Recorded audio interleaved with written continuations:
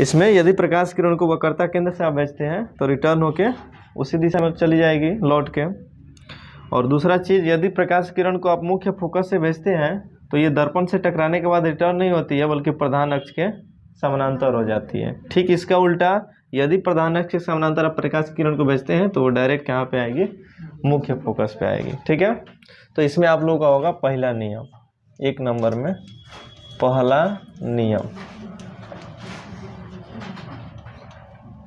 अब पहला नियम यही होगा कि यदि प्रकाश की किरण प्रधान अक्ष के समानांतर हो, है ना, तो परावर्तन के बाद वो मुख्य फोकस से जाती है। ठीक है, लिखिए उसमें, यदि प्रकाश की किरण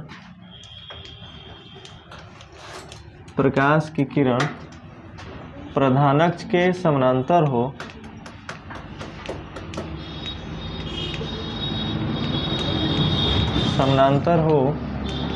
तो वह दर्पण से, या तो वह परावर्तन के बाद, ऐसे लिख सकते हैं, परावर्तन के बाद मुख्य फोकस से जाती है, मुख्य फोकस से जाती है। ये हो गया पहला नियम। उतारते रहिए आप लोग साथ साथ।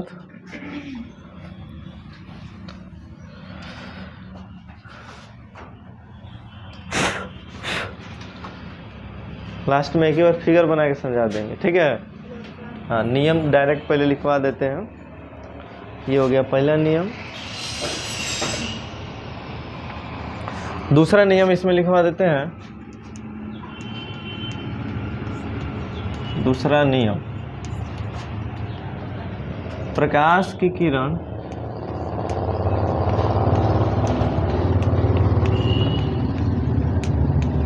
वक्रता केंद्र से जाने के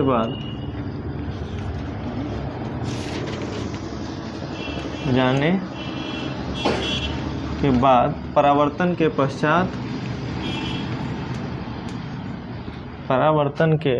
पश्चात वह उसी दिशा में लौट जाती है, वह उसी दिशा में लौट जाती है, लौट जाती है। ये हो गया आपका दूसरा नियम। तीसरा नियम,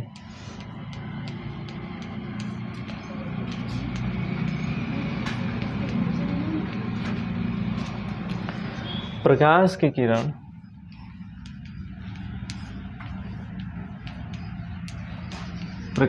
किरण मुख्य फोकस से जाए तो परावर्तन के बाद प्रधान अक्ष के समानांतर हो जाती है।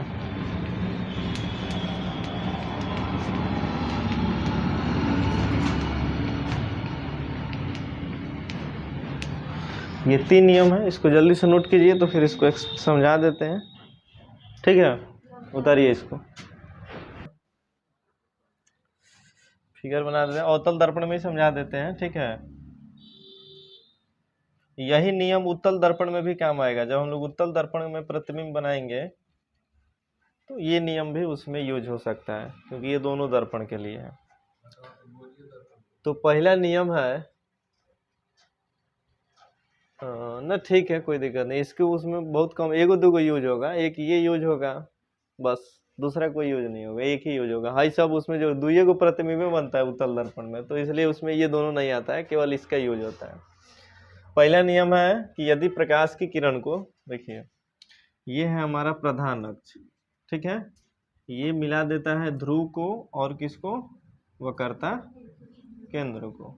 ठीक है, तो जो वक्रता और केंद्र को मिला है वो प्रधान अक्ष हो गया।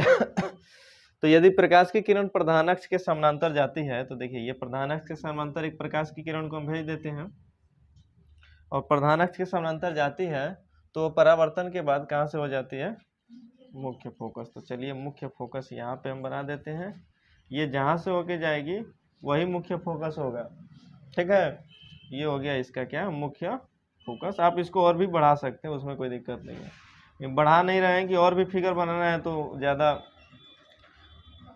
रफ फिगर बन जाएगा। तो ये हो गया पहला नियम। पहला नियम क्या है कि यदि प्रधानक के समानांतर कुछ किसी भी प्रकाश किरण को हम भेजें तो दर्पण से टकराने के बाद कहाँ से जाती है?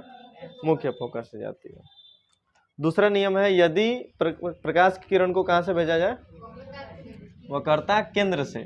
तो वक्रता केंद्र तो यही है, तो चलिए वक्रता केंद्र से हम प्रकाश की किरण को भेजते हैं तो ये दर्पण से टकरा के और पुनः इसी दिशा में रिटर्न हो जाएगी ऐसे।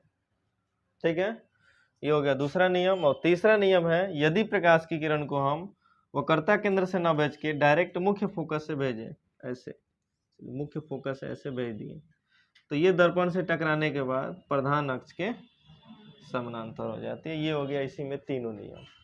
ठीक है, ये तीनों फिगर बना लीजिए नोटबुक में, मतलब एक ही में तीनों बना लीजिए, बनाना चाहते हैं तो जल्दी से।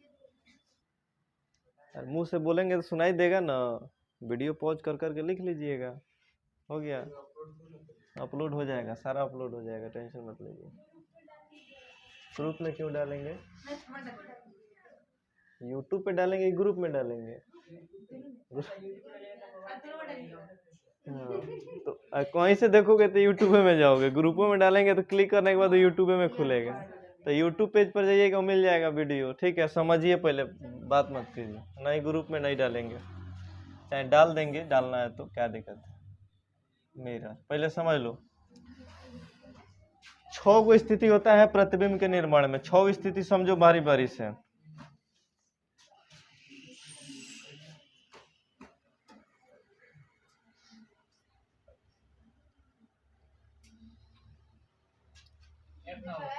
है ठीक है, एक नंबर लिखिएगा सबसे पहले आप लोग, क्या? जब वस्तु कहाँ हो? अनंत पर।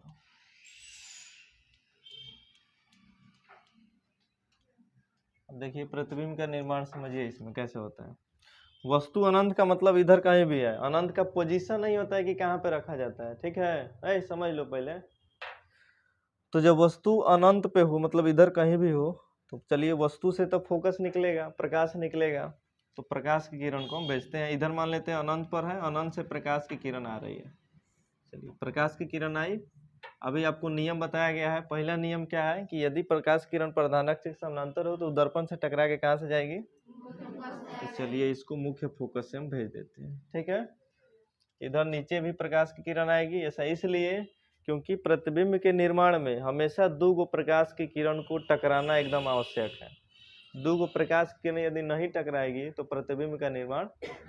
अब हम मान लीजिए कि एक प्रकाश किरण को भेजे, मुख्य फोकस से भेज दिए, तो आ गया कहाँ से पे टकराया? मुख्य फोकस पर। लेकिन जब तक एक और प्रकाश किरण नहीं टकराएगी तब तक प्रतिबिंब का निर्माण नहीं होता है। ठीक है, तो जितना भी हम लोग प्रतिबिंब का निर्धारण करेंगे सब में 2 गो प्रकाश की किरण को क्या करना पड़ेगा? भेजना पड़ेगा, दर्पण से टकराना पड़ेगा, परावर्तित कराना पड़ेगा। तो एक प्रकाश किरण ये हो गया। फिर दूसरी प्रकाश की किरण को भी भेजते हैं, वो भी कहाँ से जाएगी? प्रधान अक्ष के समानांतर। वो भी कहाँ पे जाके कटेगी? मुख्य फोकस F पे, क्योंकि ये भी प्रधान अक्ष के समानांतर है। चलिए अब इसमें क्या होता है, एक नंबर में लिखा जाता है सबसे पहले उसका पोजीशन। पोजीशन का मतलब जब वस्तु अनंत पर है तो प्रतिबिंब कहाँ पे बना, स्थिति, प्रतिबिंब की स्थिति उसको कहते हैं। प्रतिबिंब की स्थिति का मतलब प्रतिबिंब कहाँ पे बना, कहाँ पे बना है? मुख्य फोकस। जहाँ पे दोनों किरण टकराएगी वहीं पे क्या बन जाएगा? प्रतिबिंब। तो ये दोनों किरण आके यहाँ पे टकराई है, इसलिए प्रतिबिंब कहाँ पे बना? मुख्य फोकस F पर। तो हमारा पहला आंसर होगा इसमें कि प्रतिबिंब कहाँ पे बना, बोलिए? F पर। उसको आप लोग बढ़िया से लिख लीजिएगा। ठीक है, प्रतिबिंब जब वस्तु अनंत पर है तो प्रतिबिंब कहाँ पे बन गया? F पर। दूसरा होता है कि प्रतिबिंब का साइज, यानी प्रतिबिंब का आकार वस्तु से बड़ा कि वस्तु से छोटा। तो यहाँ पे प्रतिबिंब का जो आकार है वो वस्तु से बहुत छोटा होगा, क्योंकि देखिए ये एकदम बिंदु के बराबर है। ठीक है ना, और प्रतिबिंब वस्तु तो इतना बड़ा नहीं होगा, वस्तु तो कम से कम इतना बड़ा होगा, तभी तो 2 गो प्रकाश किरण गया है दोनों से। तो वस्तु हो सकता है इतना बड़ा हो, इतना बड़ा वस्तु है तो प्रतिबिंब देखो एकदम बिंदु के बराबर बना है ना। तो उसका साइज क्या होगा, बोलिए? बिंदु के बराबर होगा, बिंदु के बराबर, ये हो गया। अब होता है प्रतिबिंब का हाँ हाँ, तो उसको क्या बोलते हैं? ये हो गया प्रतिबिंब का स्थिति, प्रतिबिंब का आकार, और प्रतिबिंब का क्या है इसमें, प्रतिबिंब की प्रकृति, सॉरी, क्या होता है? प्रतिबिंब की प्रकृति। प्रकृति का मतलब हुआ कि प्रतिबिंब आपका काल्पनिक बना है कि वास्तविक बना है। तो काल्पनिक प्रतिबिंब हमेशा काल्पनिक रेखाओं के कटान बिंदु से मिलकर बनता है कि नहीं? अंतर में भी आप लोग लिखे थे। और ये भी चीज याद रखिएगा कि यदि प्रतिबिंब दर्पण के आगे बने तो प्रतिबिंब हमेशा वास्तविक बनता है, और काल्पनिक प्रतिबिंब हमेशा दर्पण के पीछे बनता है। तो जाहिर सी बात है कि प्रतिबिंब की प्रकृति क्या होगी? वास्तविक होगी। क्यों वास्तविक होगी? दर्पण के आगे बना। तो ये हो गया पहले नंबर प्रतिबिंब का निर्धारण। कुछ नहीं लिखना है, घर पे जाके 1 नंबर में लिखना है, जब वस्तु कहाँ पर हो? अनंत पे हो, तो प्रतिबिंब, यहाँ पे लिखिएगा प्रतिबिंब की मतलब स्थिति मुख्य फोकस पर, या ऐसे लिखिएगा प्रतिबिंब मुख्य फोकस पर बनेगा, ठीक है? प्रतिबिंब का आकार बिंदु के बराबर होगा, और प्रतिबिंब की प्रकृति क्या होगी? वास्तविक होगी। चलिए, हाँ उल्टा, तो वास्तविक प्रतिबिंब हमेशा उल्टा ही होता है, तो उल्टा हो गया है? नहीं, उसको नहीं लिखना है। वास्तविक प्रतिबिंब जब भी बनेगा हमेशा उल्टा बनेगा, उसमें कुछ नहीं लिखना है। और काल्पनिक प्रतिबिंब बनेगा तो हमेशा सीधा बनेगा। तो जहां भी वास्तविक दिखा तो समझिए उल्टा प्रतिबिंब है, ठीक है? 2 नंबर में क्या होता है? ये तो 1 नंबर हो गया। 2 नंबर में अब वस्तु को आगे बढ़ाएंगे, पहले अनंत पर था, अब वस्तु को उठा के लाते हैं यहाँ पे, यानी अनंत और वक्रता केंद्र के बीच, यानी दूसरा आप लिखिएगा वहां पे, जब वस्तु कहाँ हो? समझना है, इसको समझ जाओगे ना तो देखने की भी जरूरत नहीं है, खुद से कर सकते हो। तो अब वस्तु को हम, वस्तु का पोजीशन बदलते हैं, यानी वस्तु को आगे बढ़ाते हैं, तो आगे बढ़ाने पे आपका स्थिति होगा कि जब वस्तु अनंत और वक्रता केंद्र के बीच हो, केंद्र के बीच हो, ठीक है? जब वस्तु अनंत और वक्रता केंद्र के बीच हो। चलिए दूसरा फिगर बना के इसको समझाते हैं।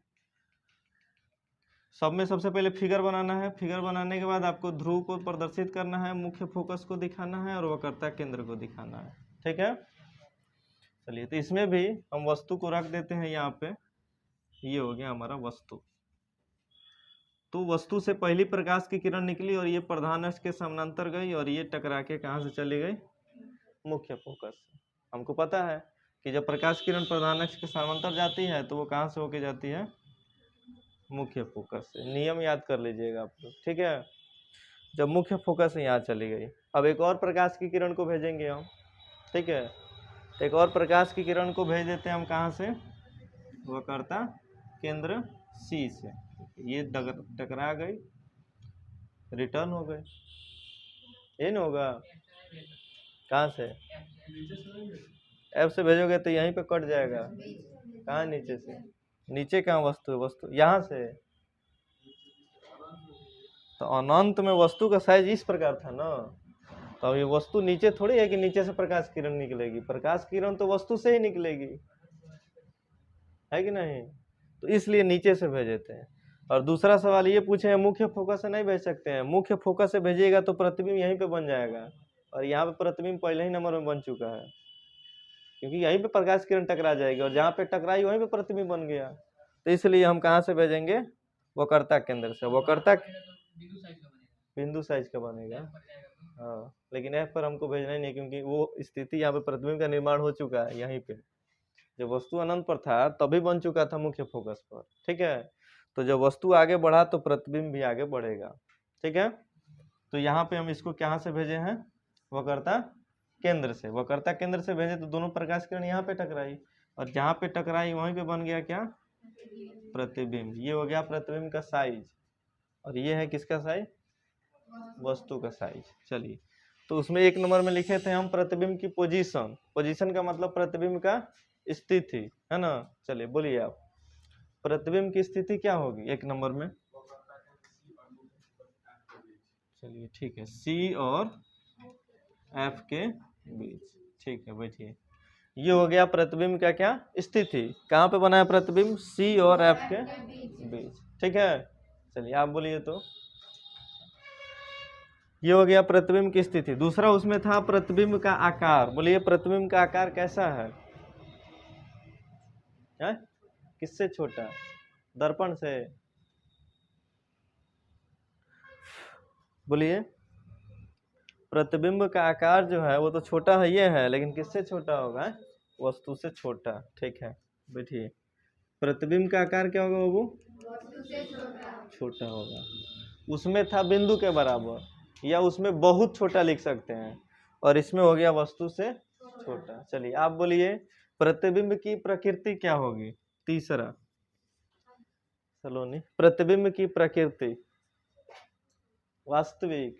वास्तविक क्यों?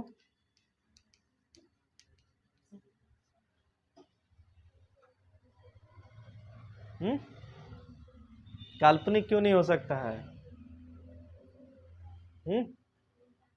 उल्टा कैसे दिख गया आपको? उल्टा है,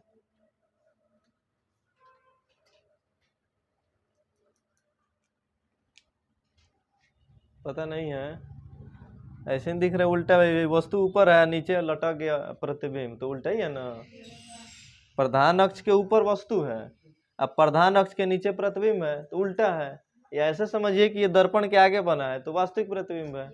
अभी बताएं कि जब दर्पण के आगे बने प्रतिबिंब तो वो क्या होता है? वास्तविक होता है। तो चित्र से भी देख के बता सकती हैं कि प्रतिबिंब की प्रकृति उल्टा होगा या वास्तविक होगा। नहीं तो दर्पण के आगे बना है तो आप डायरेक्ट लिख सकती हैं कि प्रतिबिंब क्या होगा, यानी ये प्रतिबिंब की प्रकृति वास्तविक होगी। ठीक है बोलिए। हाँ हमेशा उल्टा होता है। वास्तविक प्रतिबिंब जब भी बनेगा उल्टा बनेगा। अगर सीधा बना तो वास्तविक प्रतिबिंब नहीं है, वो है काल्पनिक प्रतिबिंब। ठीक है, क्या तो बनता है तो हम दर्पण के पीछे नहीं बनता है। हाँ तो दर्पण के पीछे काल्पनिक प्रतिबिंब होगा, तो वही तो हम भी बता रहे हैं। हाँ अवतल में बनता है, हम ही नहीं करेंगे अवतल में नहीं बनता है। हम कह रहे हैं काल्पनिक प्रतिबिंब बनता है, लेकिन जब बनेगा तो दर्पण के पीछे बनेगा, अवतल में भी बनता है। और काल्पनिक प्रतिबिंब हमेशा सीधा होता है। तो सीधा कैसे जानेंगे? तो जो वस्तु को आप इधर रखोगे ना ऊपर, प्रधान अक्ष के ऊपर, तो प्रतिबिंब भी प्रधान अक्ष के ऊपर ही बनेगा, इसलिए सीधा होता है वो भी। ठीक है, तो अभी बताएंगे वो सबसे लास्ट पोजीशन है। 3 नंबर में अब वस्तु को कहाँ पे ले जाएंगे हम? पहले हाँ डायरेक्ट लेके आएंगे वक्रता केंद्र पर। ठीक है, तो 3 नंबर में लिखेंगे जब वस्तु कहाँ पे हो, हाँ जब वस्तु सी पर हो, डायरेक्ट लिख देते हैं, वक्रता केंद्र लिखने की जरूरत नहीं है, सी पर हो। तो देखिए सी पर है तब कैसे बनेगा।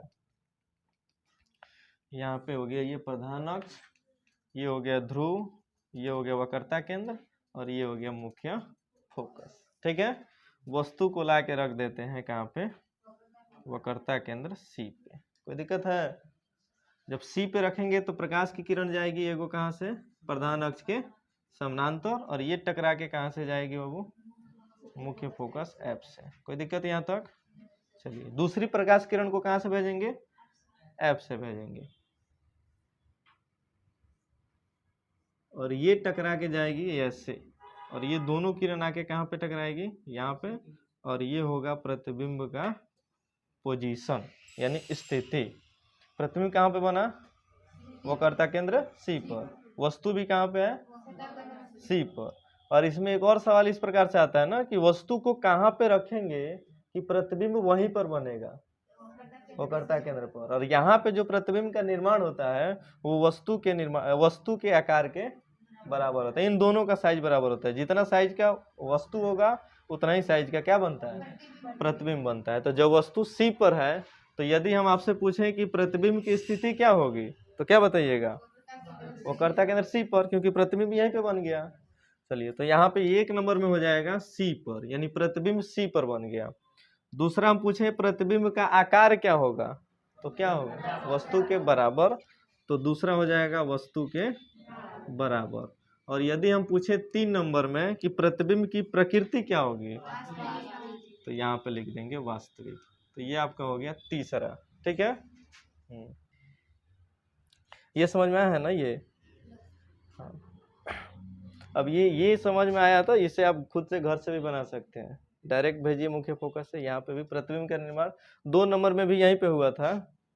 अगर हम इस किरण को वक्रता केंद्र से भेज रहे थे तब भी प्रतिबिंब यहीं पे बन रहा था, ऐसे यहीं पे ना बन रहा था, और मुख्य फोकस से भेजे तब भी प्रतिबिंब वहीं पे बना। तो दोनों में से किसी कहीं से भी भेज सकते हैं आप, ठीक है।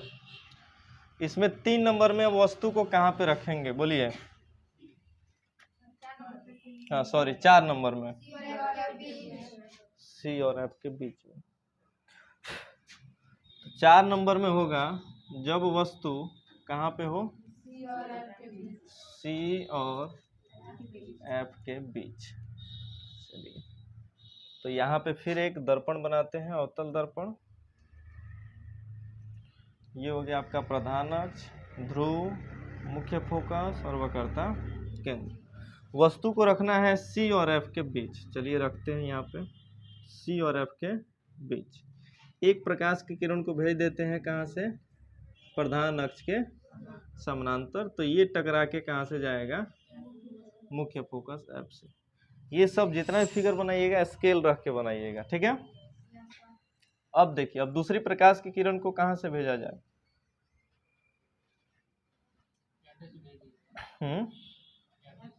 एफ से ही भेज देते हैं, ठीक है।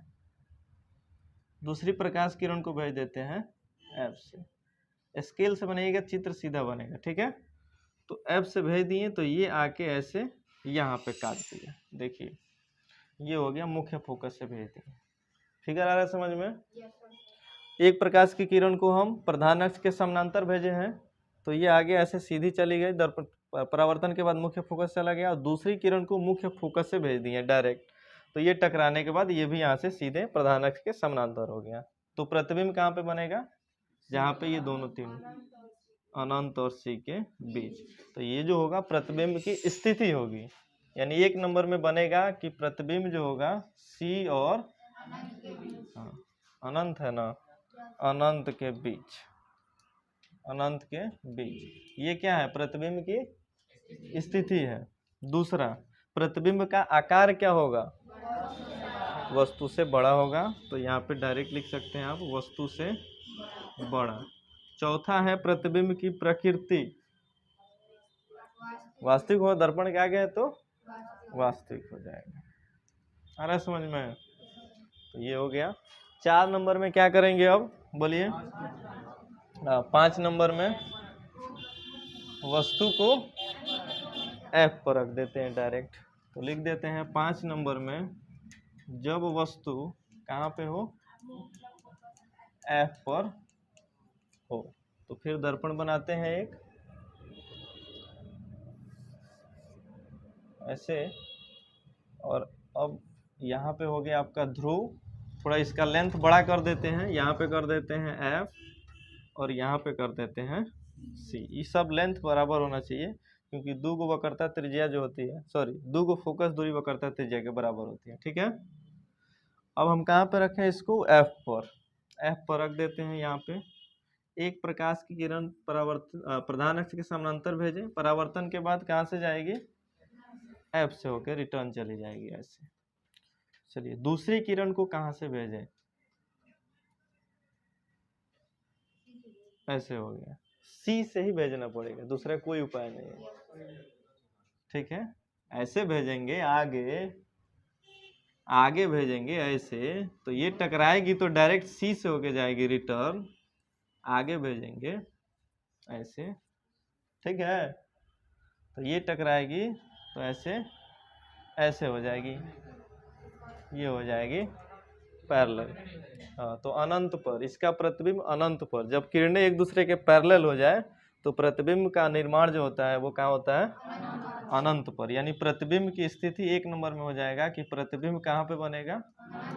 अनंत पर बनेगा। दूसरा, प्रतिबिंब का आकार बहुत बड़ा, तो अनंत पर बन रहा है तो साइज तो पता नहीं है, तो यहाँ पे हो जाएगा वस्तु से बहुत बड़ा, वस्तु से बहुत बड़ा। तीसरा, वास्तविक या काल्पनिक? वास्तविक, क्योंकि वो भी दर्पण के आगे बनेगा। तो ये हो गया आपका वास्तविक प्रतिबिंब की प्रकृति।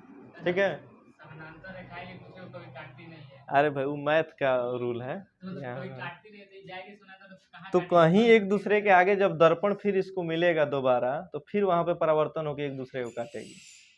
ठीक है, हाँ, कोई जरूरी नहीं है कि समानांतर जा रहे हैं तो आगे इसको कुछ नहीं मिलने वाला, आगे बहुत सारी वस्तु मिलेगी, दर्पण मिलेगा, तो प्रतिबिंब का निर्माण होगा, कहीं ना कहीं होगा।